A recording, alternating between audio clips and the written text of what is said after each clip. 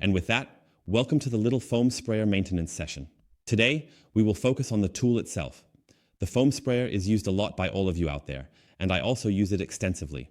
It also means maximum load, not only mechanically through pumping and movement, but also chemically. We not only have water and alkaline pre-cleaners, acidic solutions, snow foams, and everything else that goes with it. And that's why here are a couple of tips for the solo foam sprayer. Or in general, this can also be applied to all foam sprayers regarding maintenance, what to pay attention to, and why, perhaps for some, after about half a year or a year, depending on how it is treated, the foam production might decline a bit and become somewhat weaker. This also applies to foam sprayers where the nozzle cannot be changed, like here, where you simply adjust it. Let's take Gloria FM and Quasar as an example. Why did the black nozzle work so well at the beginning, and then after about 6 months it suddenly doesn't work properly anymore? Have the snow foams changed? This could definitely have something to do with the foam sprayer, which is why I want to share my tips in this video today. The first thing to pay attention to when working with a foam sprayer, especially the solo foam sprayer, is to choose the right variant. Here, FB or B or FA or a variance mean different pH value ranges depending on whether you are using a pressure sprayer or a foam sprayer. This refers to the sealing inside. The A variants range from pH 1 to pH 7, which is up to pH neutral, and the B variants range from pH 7 to pH 14. This means that if you are using an alkaline pre-cleaner with a pH of 12, such as Green Star, Multistar, Gravity, or whatever they are called, then definitely use the FB variant in the foam sprayer and the B variant as a pressure sprayer. The F always stands for foam, which means that this one here is the foam sprayer and the other one is the regular pressure sprayer. Do you see here at the front with the foam sprayer there is a wheel, and with the pressure sprayer you only have this pointed spray nozzle. So always pay attention to B for neutral to alkaline and A for acidic to neutral. If you know that you will only ever use neutral snow foams and never want to use anything else, you can choose one of the two options. Depending on how you want to use it, here at the Solar Firma, we have the advantage that the nozzle package at the front does not need to be changed. For example, we have this with the Gloria FM, FM, and Visa Lyson. We also have these interchangeable screw inserts or nozzles with Quasar. Foam filters. Here with the Solo Foamer, you have nothing inside. There is no small felt or anything like that that can clog over time. And this is actually one of the most important points when you have a foam sprayer like this 2021, which is not the case with this one. But if you have a FM like this or FM or whatever they are all called, then make sure to clean these nozzles here at the front as well. It's not extremely crucial that you always flush this suction hose and such 100%. However, I definitely recommend it, and I'll tell you a bit more about that shortly. But with the foam sprayers that have these nozzle inserts, it is extremely important to properly flush the nozzle filter cartridges at the front. That means unscrewing it here, removing it, and then rinsing it out with a water jet. Or you can do it the way I will show you now. We always imagined that there could also be a Chlor FM and something like that next to a solo former.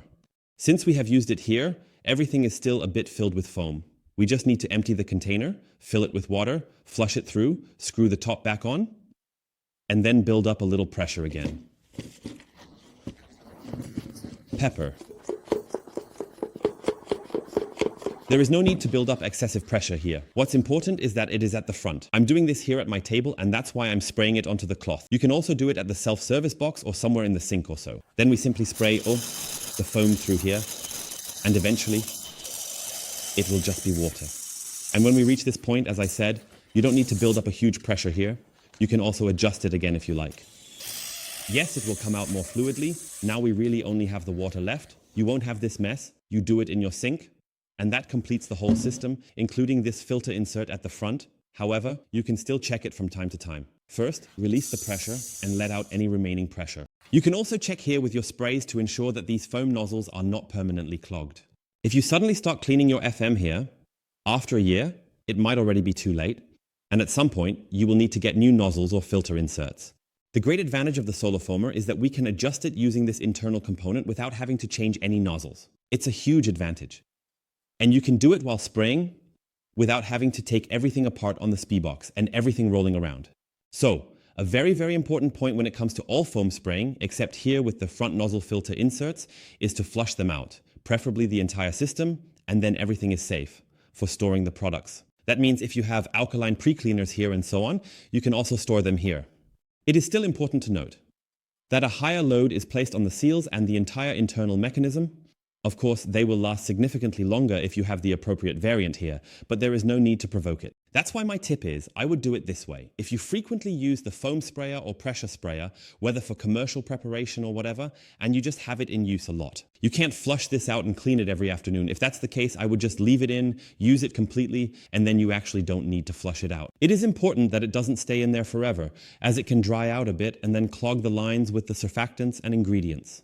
However, if you use the device regularly, spraying your pre-cleaners on the cars every day, then you can store it without any issues, using it every day, and it will be flushed out every day as well. But if you say, for example, okay, I won't be using it at all for the next 2 or 3 months or the next 8 weeks, then I would recommend storing the foam sprayer or pressure sprayer in a cleaned condition in that case.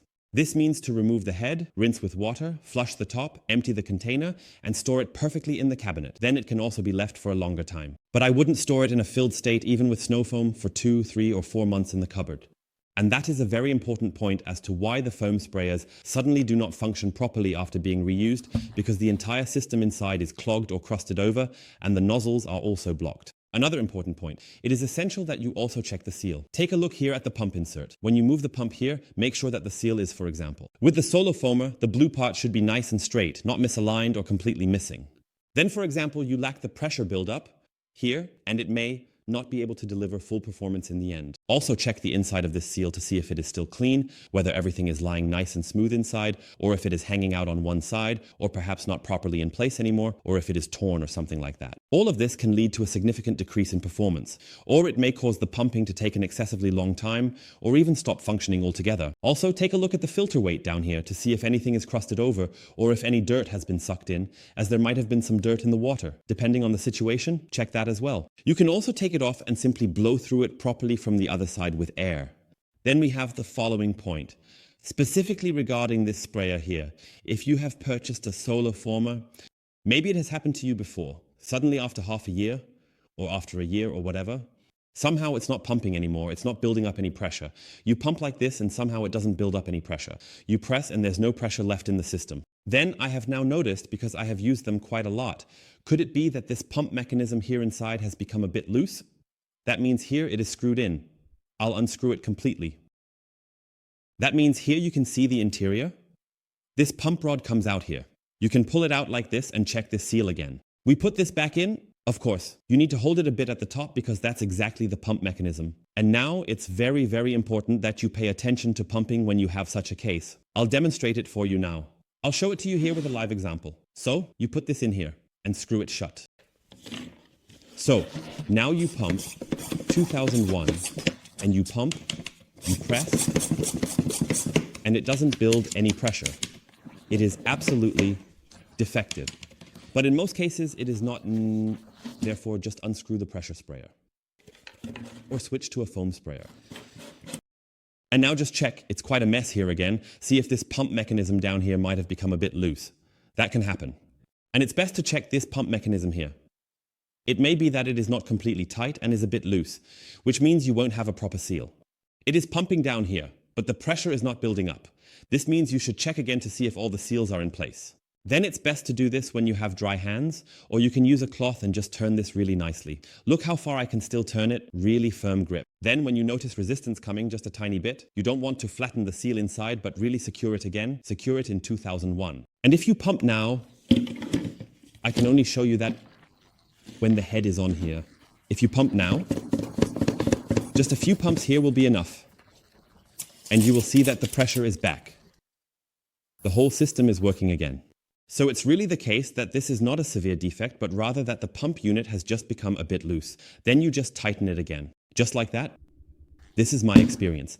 If you pay attention to all of this, choose the right foam sprayer designation for your products and also flush it out regularly, including your foam sprayer, especially if you have these filter cartridges inside. Make sure to flush them regularly and not let them crust over. If you leave this for a longer time, even if you clean it and do not store it with product in the entire system for about 2 months, that's bad. Especially be careful during the winter months.